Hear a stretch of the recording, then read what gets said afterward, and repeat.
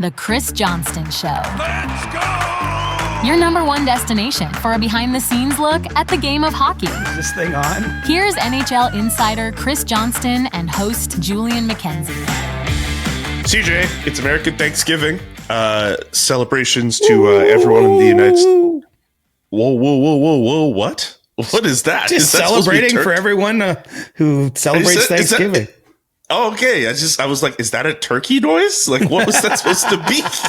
A wounded turkey in the field. I was like, it's the weirdest sounding turkey I've ever heard. Yes. Happy American Thanksgiving to everyone in the United States. Happy Thursday to everyone else. I guess it's time for us to look at the standings, Siege, and see who should be in and who should be out. Yeah. Although I don't even want to cut you off at the pass, but I got to tell you something. We need to talk about this whole Thanksgiving thing. We should talk about this. But I'm not talking about Gravy Boats or Jerry Jones and the Dallas Cowboys.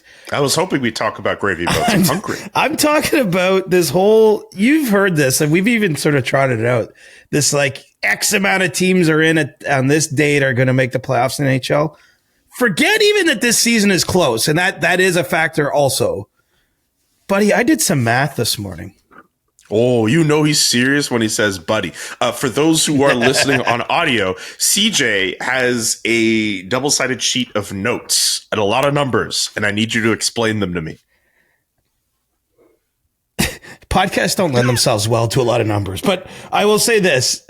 If you want the highest level takeaway, the stat that everyone trots out is misleading, because on any given Thanksgiving, over the last, I went back to 2014-15, the first full season post the most recent NHL lockout. There's going to be teams like right now, Colorado and Dallas, right, which are so far ahead of the pack that I think both of you and I are probably comfortable saying the Avalanche and the Stars, they're making the playoffs. So I think so, yeah. So I don't think we need to do math on those teams, because you know, when you have a 10-point cushion already in late November, you're going to be in. I think the math should really focus on the teams that are in by a small amount at Thanksgiving and how many of them convert the basically get into the playoffs. And by my math, meticulously done this morning with the morning coffee, 59.7% of teams that are inside the playoff window by 2 points or less at Thanksgiving make the playoffs in the last 10 plus years. So that's to say 6 out of 10 teams that are in that spot don't make or make the playoffs each year. 4 don't. Right now, we've got 10 teams in the league within 2 points of the playoffs. If you want to go up to teams within 4 points of the playoffs on this date or at this time, it's not always on November 27th, of course. 14 teams right now of the 16 playoff teams in the league are within 4 points of the cutoff line. Only 67% of those teams since 2014-15 have gone on to make the playoffs, which is to tell you that if we look at the standings today and if the math holds, we're only going to have 10, 11 of the teams of the 16 right now make the playoffs. I mean, it's not quite a coin flip. It's not 50-50. But the point is that would mean if we were to do the exercise, we'd have to go through and take 6 teams that are currently in the playoffs or 5 and take them out and say that they're not going to make the playoffs. All I'm saying, basically, it was too much math. It was probably a lot of math. There was no reason to dive into all this. And I've probably everyone's ears are bleeding right now listening to me just spout all these numbers. They're like, we come to you guys because there is no math. That's why we usually hang out with CJ and Julian. I want to know who's getting traded. Exactly. I basically just want to say that whatever stats you see floated about, I think that they should be looked at a little more carefully. And if you look at them carefully and you call up the standings page of your choice today in the NHL, you should probably take 5 of the current playoff teams out, which means 5 of the teams that are on the outside looking in would have to go in, because historically that basically tells us what's going to happen. 5 to 6 of the teams currently in the playoffs should be out. And look, the standings are so packed. Like, I don't even want to do that exercise because I know where your brain's going. You're a great host. You're like, let's do that right now. Who's in, who's out? Let's get lots of content for the socials. I have no idea who's going to make the playoffs this year, other than, as I said, I'm pretty safe on Colorado and Dallas, but it's a strange season. And in fact, the stats that everyone trots out are actually much different than what you hear on your favorite TV broadcast at this time of year. So I appreciate the fact that you keep saying, all right, Colorado, Dallas, those are the two teams out west, and you're focusing on that Western Conference, because the East right now, it's so tight between everybody. I mean, the top team in the Eastern Conference, 31 points with the New Jersey Devils, the fewest points from Buffalo. That's like a 9-point gap between these teams in the Eastern Conference. It's so difficult, I find. I wouldn't say to predict, but just the gap between all those teams is so small, I find. Well, and how many teams are not playing like up to their level, right? Like I'm sure this is where we're going to go, because we always focus on where the fires are or where the smoke is billowing.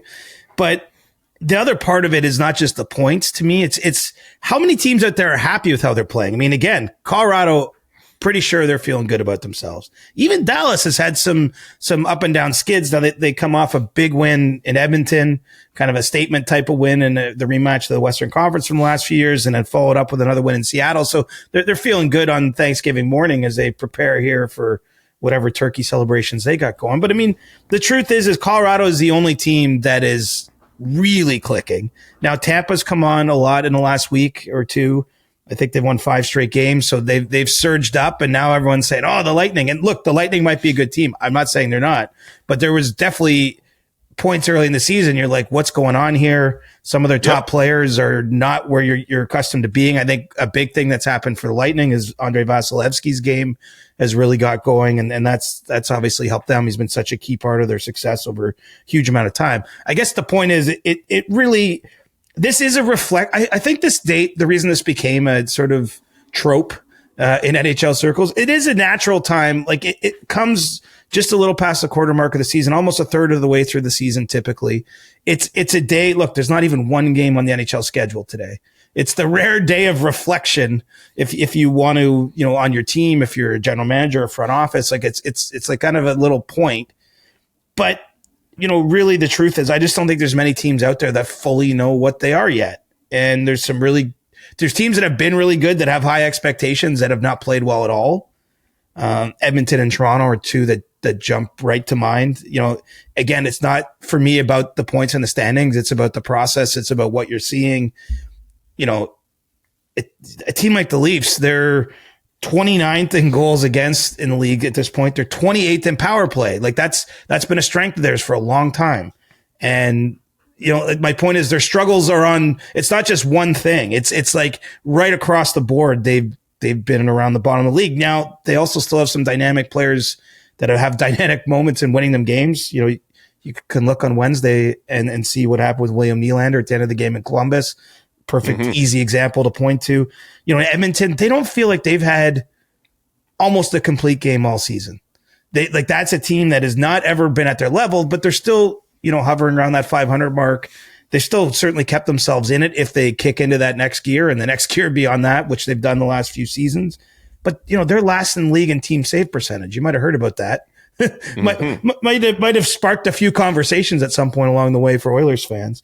And so this is just a mess. Trying to make sense of the big picture is almost impossible. Don't you feel? Yeah, I absolutely feel that. Like, just even the teams at the top, right? Like, we know which teams are going to be. I think Colorado and Dallas, I like the idea of thinking, okay, they should be in the playoffs. My biggest question with Colorado is, can they be the best team in the league wire to wire, like what we saw Boston do with the incredible season they had a few years ago? And is that going to matter by the end of the season?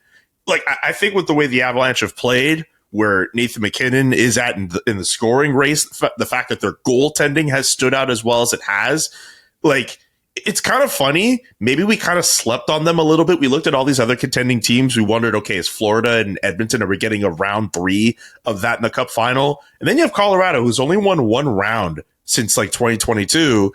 And we saw the first round they had with Dallas last year was incredible.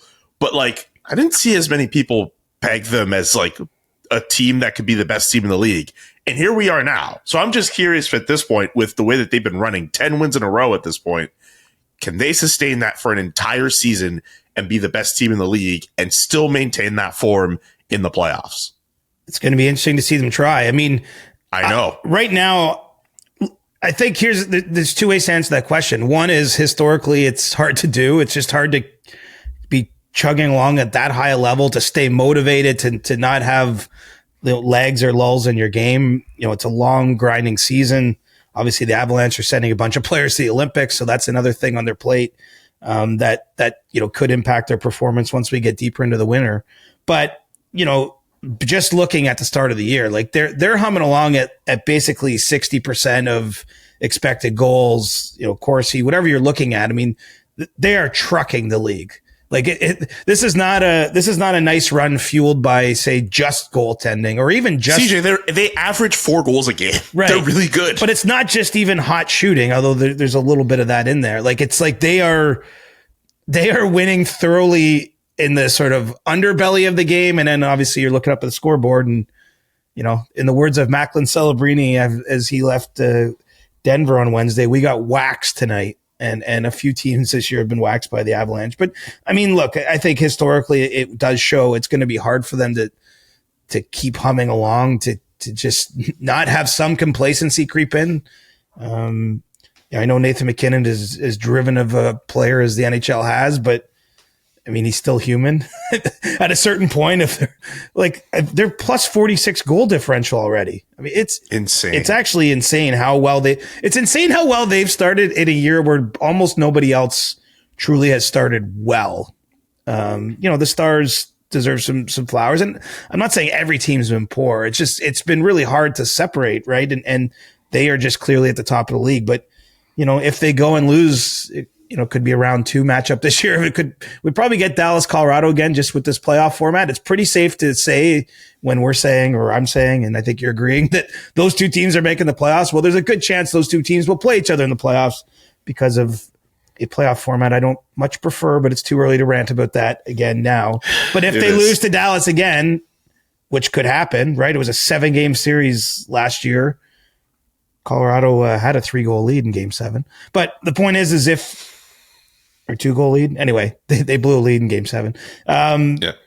The point is if they lose in round 1, unfortunately, the way kind of hockey works, 6 months of great work can go up in smoke in 2 weeks. I mean, that's just the reality of how we tend to view these things. But all we can judge the 25-26 Avalanche are and what they have been, and nobody's even close to them right now. There's another rant about a team being the best throughout an entire regular season and that not mattering, but it's also too early for that. Scott Wedgewood, at this point, a 13-1-2 record, a .918 save percentage, .209 GAA. He just got added to Hockey Canada's long list. How do you like his chances of making the team? Well, what a story. I mean, a journeyman goaltender. I think he's 33, which, getting up there in age, obviously bounced around the league a fair bit over the years. Certainly never had any individual stretch like this. To even be under consideration is interesting. I think when you look at, Canada's going to take this goaltending decision, Julian, I think as close to December 31st as any other decision the management group will have when it comes to the team. Like they're meeting in a couple weeks time here, December 6th, 7th, 8th ish. I think by that point in time, they're going to have a pretty good idea of what the skaters part of the lineup looks like. They might be down to 1 or 2 decisions at each position. Like they'll be really focused in on the last decisions, but it's largely going to be done. I think the goaltending picture could be a debate right up until they have to file put the team in, which isn't officially till December 31st. And so, Wedgewood's still got some work to do. I think for him, that's actually a positive thing because he's only just been added here in the last couple of days to the long list, which tells you that even though Canada was considering 9 or 10 goalies basically entering the season, he was not one of the 9 or 10 goalies. He's played so well. He's now put himself into that picture. And I think he's surpassed some of the guys they were originally looking at. He could be a good vibes guy. You have to remember, you're bringing 3 goaltenders to the Olympics. I should have looked this up. I was too busy in the math to remember, but I don't recall from the NHL Olympics that have happened, the 5 previous ones. I don't think a team gets the 3rd goalie in terms of playing him very often. I remember Canada had Marc-Andre Fleury in 2010. He was a vibes guy. He was a young player at that time, right? But he was Marc-Andre Fleury, and he was an uplifting guy. I mean, even Ed Belfour was it 2002? At that point, Ed Belfour was a very established player, but he didn't get close to playing in the crease. I'm trying to remember who the third goalie was in Sochi, 2014. Thinking off the top of my head, we all was know it Mike Smith? I believe it might have been Mike Smith. Here's the point: Canada's third goaltender not likely to play games, although with the Canadian goaltending situation, you just never know. But it might make some sense. It's a long way of making my point, but it might make some sense to bring someone like Scott Wedgewood, because I can tell you from, he's got a sterling reputation around the league, very good teammate. He's been a backup basically his entire NHL career, right? And being a backup it can be a tough job. I mean, you're not taking practices off as the backup, right? You got to be out there if someone wants to shoot, you got to be out there to shoot. You're not playing a lot. You're often playing on the second end of back-to-backs. You're put in a position to fail by design, essentially, as a backup in the league. Like you're playing the toughest games, the ones the team have the least percentage chance of winning, entering them. And anyway, good for Scott. And it'll be interesting. I mean, maybe do they take McKenzie Blackwood as goaltending partner in Colorado and him? Logan Thompson's still having a great year in Washington, but there's some questions there about just the fit. They passed him over last season, of course, for Four Nations, and he was having a similarly strong year for the Washington Capitals. Darcy Kemper, looking at some of the goals saved above expected numbers, has performed well. I think we all sort of expect Jordan Binnington to be there just based really on his big game reputation, his big game ability. And he had one of the biggest games you could play in the Four Nations final and was outstanding, especially in overtime of that game, but right throughout. So, it's a long way of saying I don't know what the hell they're going to do with the goaltending. I think Binnington will be there. And probably one of the names I just mentioned, could be the other two spots, but still 5 weeks till they have to make that call. And I think they're going to borrow that old Lou Lamoriello line about if they got the time, they're going to use it. Should Jordan Binnington be there? I was on a radio station that broadcasts in French in the Outaouais region, and I mentioned the fact that Hockey Canada is probably going to bring in Jordan Binnington because of what he's done in the past, and if we were doing this in person, they would look at me as if I had two heads. I get the stats are not there for him at 311 as a GAA, 555 record, and 881 save percentage. I don't know if he'd be on my team if I was picking, but he's won big games for Team Canada in the past. I could totally see them still bringing him to the Olympics. Again, I don't think he'd be my pick, but there's a world where they pick him. Well, what you're honing in with on that question, I think, is almost a fundamental type of question for the management group.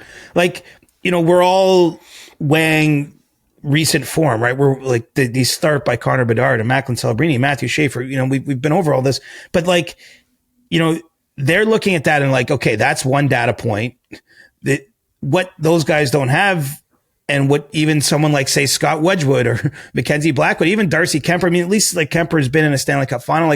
I think that they lean towards players who've just been in those big game situations because they see it. And I'm using they. It's it's a big group of people that pick the team with Doug Armstrong at the head of the management group. But I think that they find comfort in players who've been in those crazy moments and have come out on the right side of it, right? And Jordan Binnington, even as long ago as it was, won a Game 7 in the Stanley Cup final when he kind of came out of nowhere at the St. Louis Blues, and he won that. Helped with Canada win that Four Nations tournament last year. And I just think that they find comfort in having a player who's been through it before. If they don't bring Jordan Binnington, you're probably, I guess, other than Kemper, there's not a lot of goalies you can say have done that, right? Kemper has at least, he was on a team that won the cup. I don't know where Aiden Hill figures into all this. He's been out for so long in Vegas. He's another player, obviously, who had an outstanding run when the Golden Knights won the cup and was the backup at Four Nations. It's hard to know where he fits into the picture just because he hasn't played this year. I guess what I'm getting at is they're always weighing what they've seen in the last 2 months and what they've seen in the last 5 or 10 years from some of these players. And I don't actually envy that part of the job because it does matter, but then I do think there's definitely a danger to over rely on the past. There's an over reliance on experience. I think it's a fundamental question they wrestle with. And, personally, because goaltending is a unique position too. Like when we're debating a 13th forward on this show, which we probably could do for like 40 minutes, because that's how stacked Canada is. Yeah. That's also just how like you can go down that deep dive. But truthfully, I'm not saying the 13th forward doesn't matter, but you can hide that player. You can use them in different ways. Like it's actually not as consequential to the outcome, I don't think, of the tournament. Who you're playing in net. Canada could have 70% of the expected goals in a game and still lose 3-1 if you don't have a goaltender that can make the saves he's supposed to make. And I think that they just believe in Jordan Binnington, that he's going to be there and have a chance. And I should mention, just because I think he's on the roster, by no means do I have any impression he's the number one. Like I think there's a world where they bring him on the roster because of that, almost as just like a safety in the holster. And then, if someone is, and in this case, there's multiple Canadian-born goaltenders vastly outperforming him this year, maybe that person starts as actual sort of the day one, game one starter for Canada. What do you think about him going back to the NHL? Just in the last couple of days, he's actually started to pop up on, not yours, unfortunately, but a trade board or two. Like there's been rumors around potentially a trade for Jordan Binnington. What have you made of those? Well, I mean, look, there was some talk about Binnington last year in trades. St. Louis is certainly a team that is looking at making moves and have been now for a week or two. It's been a very disappointing season for the Blues. You've got Binnington down to one more year on his contract after this one. You've got a few notable teams, I think, out there in the goaltending market.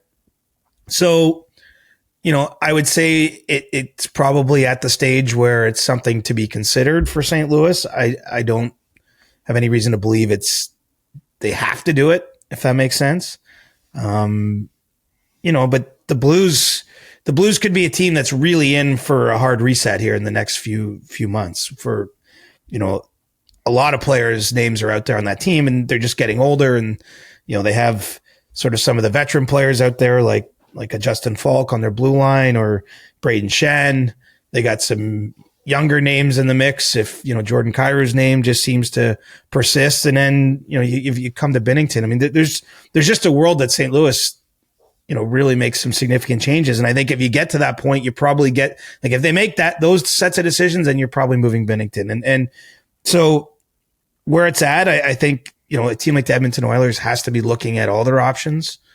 I had someone suggest to me, though, this week that they don't think there's any way the Oilers and the Blues could make that kind of trade given the recent history with the offer sheets. Now, we'll see. But someone did put that in my ear yesterday that we should maybe not get too far ahead of ourselves linking those two teams and the player, not because the player wouldn't be a fit, but might be a hard deal for the teams to make. See how that goes. But there's not a lot of, we're starting to get a few goaltending options around the league. Obviously, Tristan Jarry's name's out there in Pittsburgh is he's had a really nice start to this season after obviously last season being in a tough spot.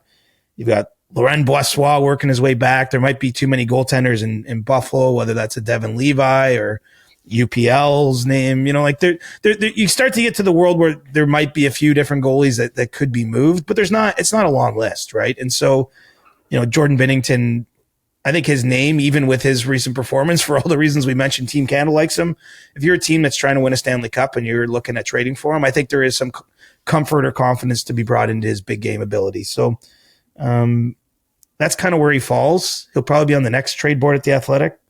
But these things are evolving quickly because honestly, the trade board goes in concert with all the standing stuff we talked about at the top of the show. Like the standings are a little hard to pin down. It's getting tough to pin down exactly who's going to move. Although, in the last week or so here, I mean, things are picking up pace, whether it's the Canucks, obviously the Blues have made it known they'll sell. I think Calgary's still going to head in that direction. Nashville, I mean, clearly, they've been under a fair bit of fire, although did get a win over Detroit.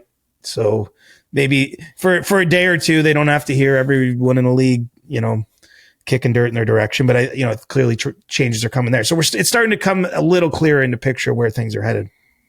By the way, when I say unfortunately not on your trade board, it's because of I know in the past you said, hey, if there was a way to just kind of update it like at the moment, like you'd have well, him on he'd be there, on not a there. shot at Jari you. would be on there.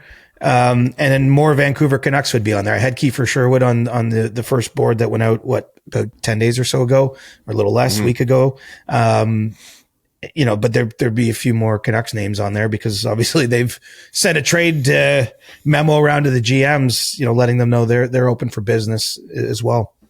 Let's dive into that memo. Let's dive into the Vancouver Canucks. Kiefer Sherwood obviously is a likely name, but so many people around the league are wondering when will Quinn Hughes end up on that list, and what could his future be? What do you make of that situation? Well, I think we put Quinn Hughes almost to the side. Like there's two Canucks conversations to be had. I think the more immediate, imminent one involves other players on the team. With Hughes, the organization is going to have to make a decision on him before the trade deadline, but they don't have to make that decision here at the end of November. And so, I think that they're going to, they're going to be feeling out where he's at if there's a window to sign him. And then if they don't get that kind of indication from him, I think that's when they have to decide, well, is it worth taking the risk and playing out this year? I mean, the risk is somewhat mitigated, I would say, because, you can always just play out this season with him on the roster. Officially, as of July 1st, he can sign. Now, maybe his value would be diminished somewhat if you're trading him in that situation, but they will get an answer, heading into next season, one way or another from him. If they get a little clearer answer sooner, Quinn Hughes, he wants to see things out. He's a Vancouver Canucks captain. I mean, as much as I realize it's sort of a long-term goal of his and his brothers to play together, and that's a real thing. Like, I'm not dismissing it. I don't think that's on his mind right now. You know what I mean? Like that's something for down the road. And so, it's probably more comfortable for him, frankly, to play out the year in Vancouver and then just deal with all of this in the off season. Now the organization might speed up that set of decisions, but when I talk about speeding it up, I just see that as something that's coming in the new year into the deadline, versus right now. Right now, what they're trying to do is see if there's a market for some of the guys that are obviously going to move. Jim Rutherford has notoriously been someone who loves to get ahead of the trade deadline. That's often, in his case, been when he's a buyer. That's something he did in Pittsburgh, routinely did it in Carolina back in the day, even with Vancouver, right? Pulled the trigger on the Elias Lindholm deal, Nikita Zadorov deals. Back at that time, ahead of what his peers were doing at that moment. It was, a month, 6 weeks or what have you early. So yeah, Lindholm was January and Zadorov might've been 2 months before that. Right. And so he is, when the Canucks are putting out trade memos, and I know Jim's the president of hockey operations, Patrick Alvin's the GM, but when that organization is signaling they want to do business, I think you have to perk your ears up a little bit more than just others. Like St. Louis as a team, Doug Armstrong has routinely put his players on blast. And, I believe, when you start hearing the names of those guys out there, it's not to say they won't be moved, but there might be more of a process there of let's see what the value is. And, almost just try to light a fire under those players, definitely gauge the market, but doesn't mean something's imminent. With Vancouver, when you hear that trade memo, just given Jim Rutherford's history, you'd be foolish not to think, okay, this could happen. I mean, frankly, it could happen today. So, but that's more, I think, focused on some of moving out some veterans, creating space for younger players. I mean, it's been a really tough start in Vancouver. They did manage a win over Anaheim on Wednesday. But they're not in a position they hope to be in. And I think that we have to look at them looking to accelerate things a little bit, just change up the makeup of their team and, see if they can perhaps get a jump on the market if someone really, wants someone like a Kiefer Sherwood or Teddy Bluger or Evander Kane. I mean, if those players have maybe some value now to being moved, then certainly the Canucks are open to doing it. Connor Garland, whose no move clause kicks in next season, he's at $4.95 million now. He'll start making $6 million as of next season. I imagine he's on that list too. I mean, I think that they'd look. They're going to listen on anything at this point.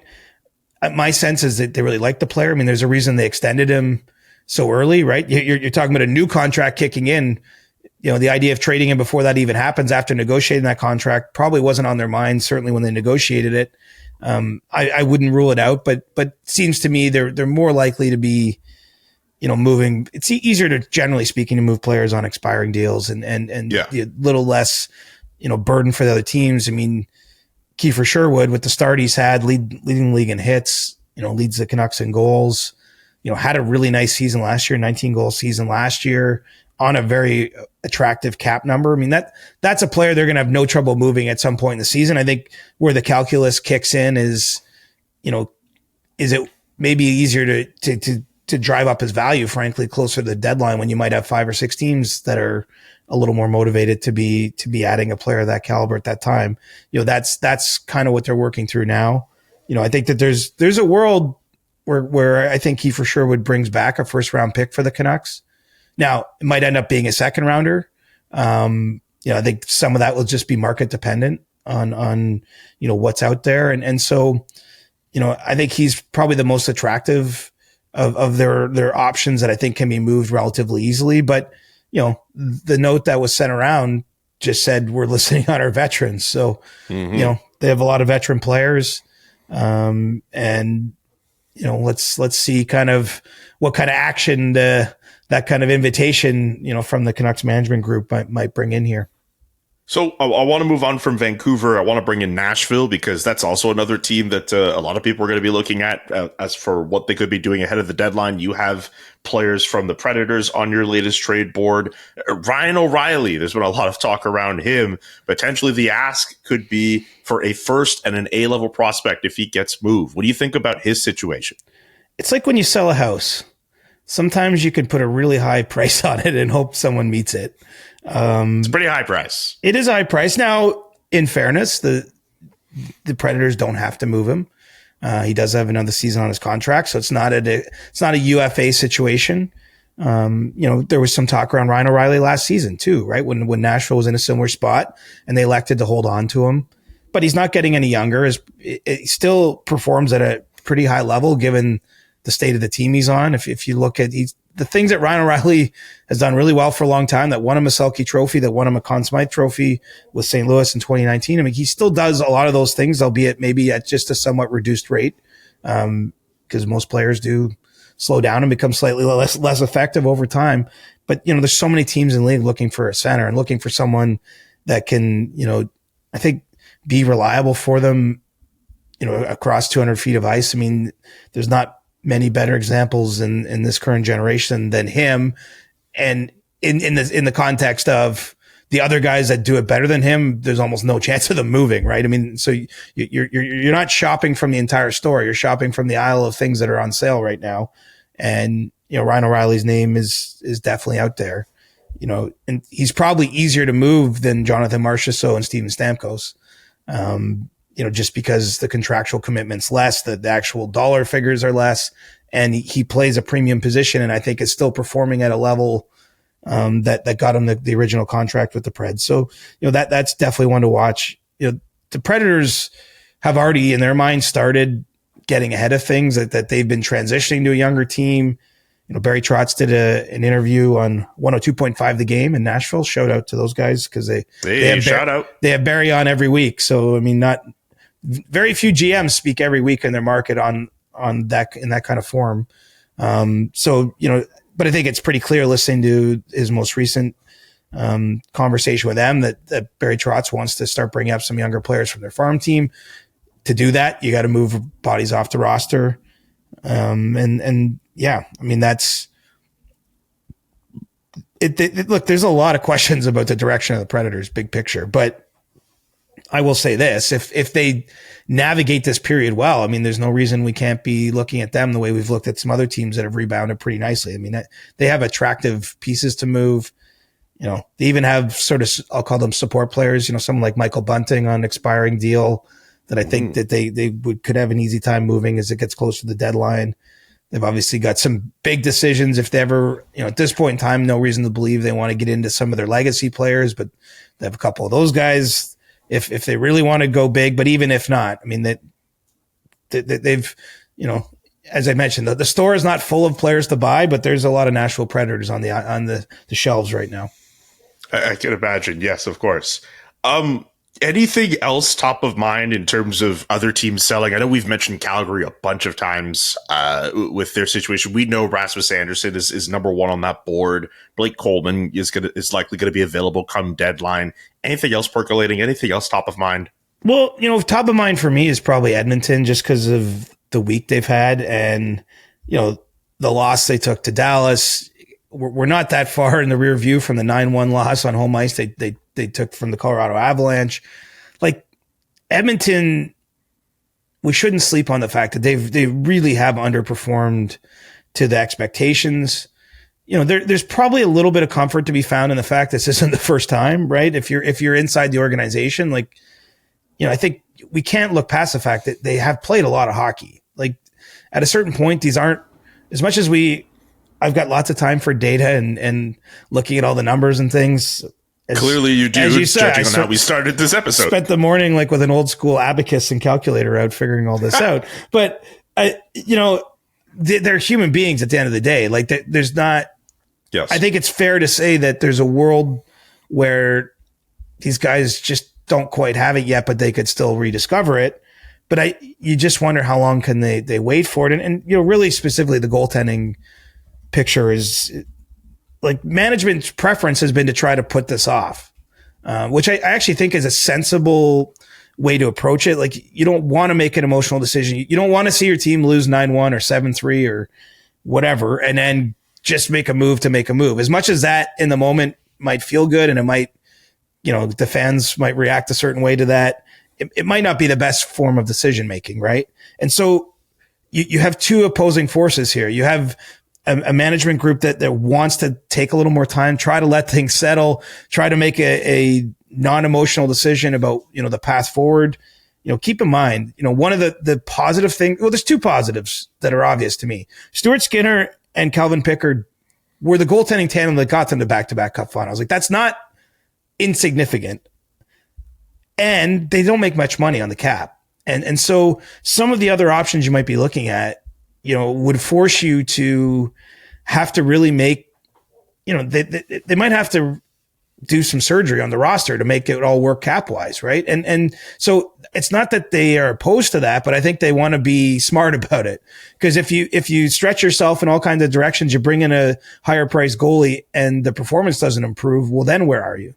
But at the same time, management's watching these games and they're seeing what's going on the ice. And the Oilers are 32nd of 32 teams in team save percentage on U.S. Thanksgiving, this day of our Cowboys and our gravy boats and everything that comes with that. The Cowboys are playing someone else today. Yeah, I know. We're not going to go that. We're not going to go there. I'm feeling kind of good about them. I almost don't want to. I just want to leave it off I'm just enjoying it quietly for a change. All right. I do too much talking sometimes.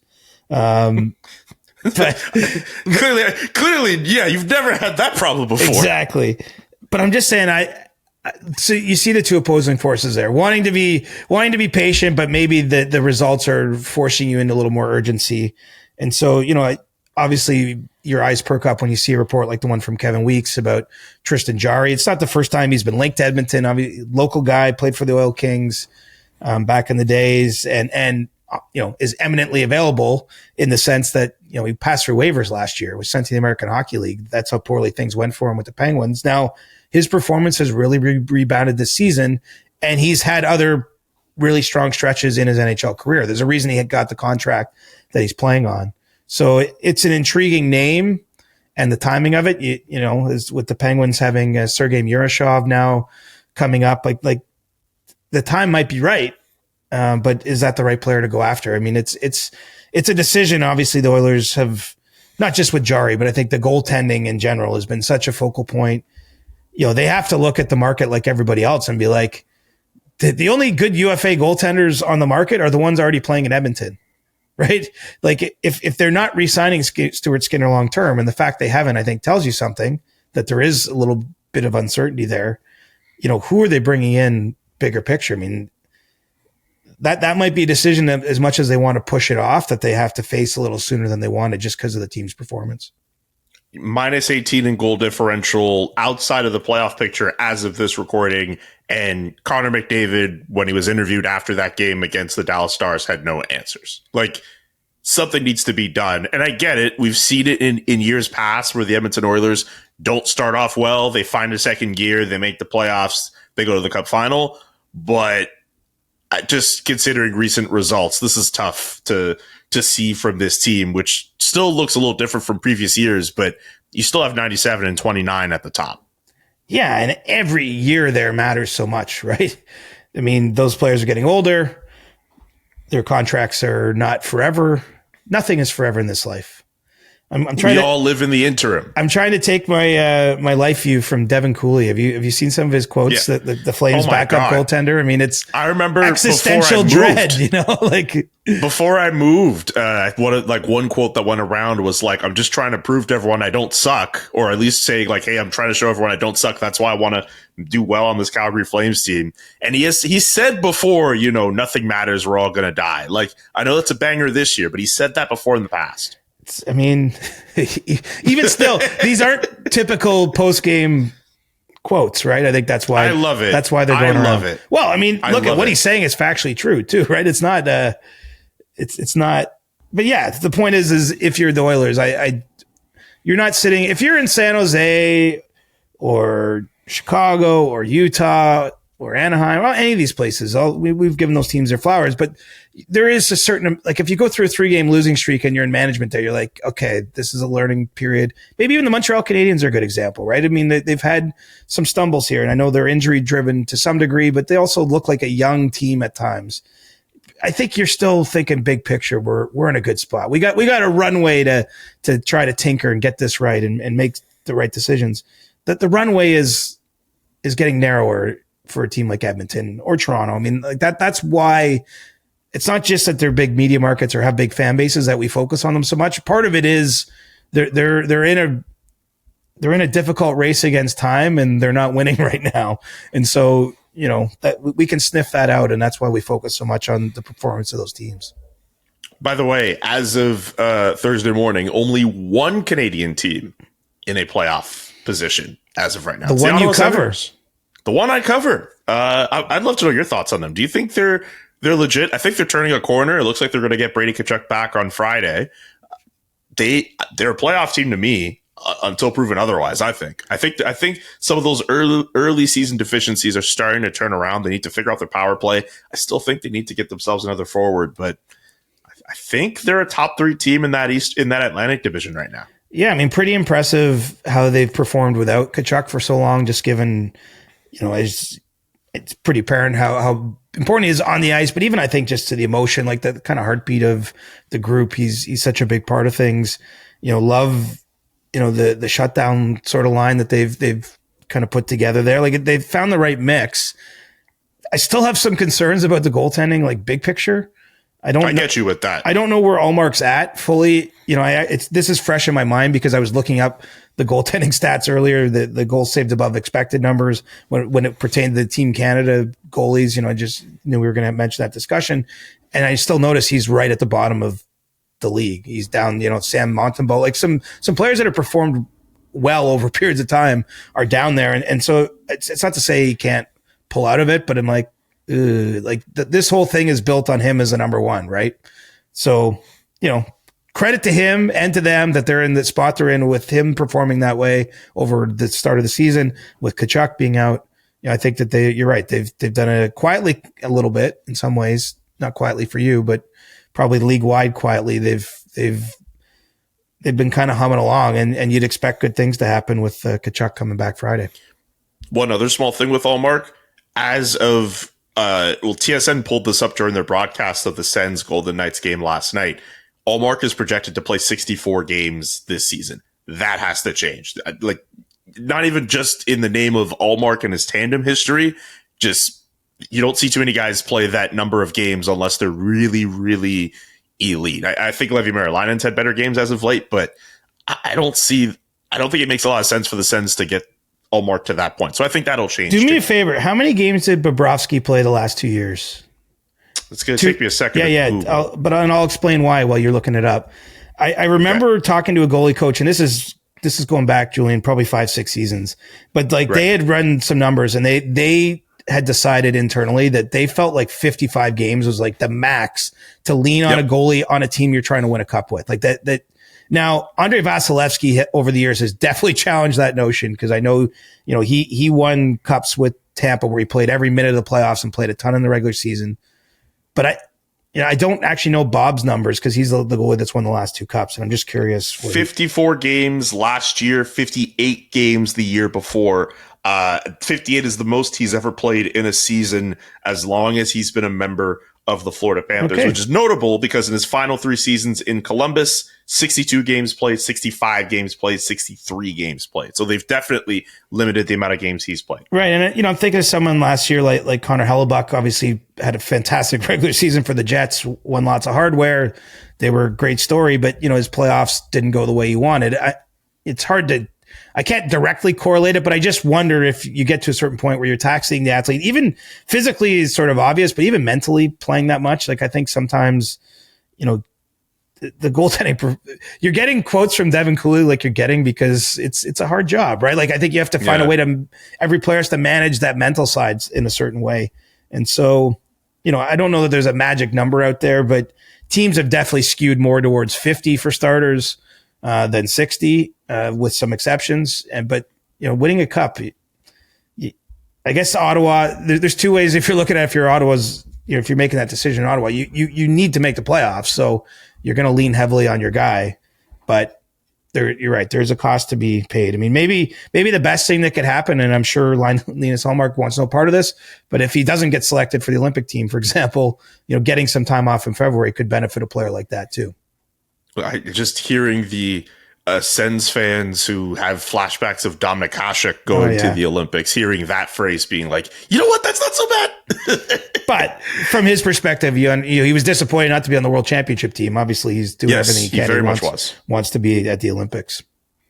Before we get to stick taps, can you give me just one little Leafs thought? Austin Matthews making his return after an injury layoff, and they get a big win yesterday as well. Just give me a mini Leafs corner before we get to stick taps. Well, I probably owe them a small apology given how we started the show, because I did a hit on Tuesday morning on TSN radio, and I got sort of surprised with a question. It was right at the end of the hit, and they just said, do you think this team has any chance to get back and be in the playoff mix?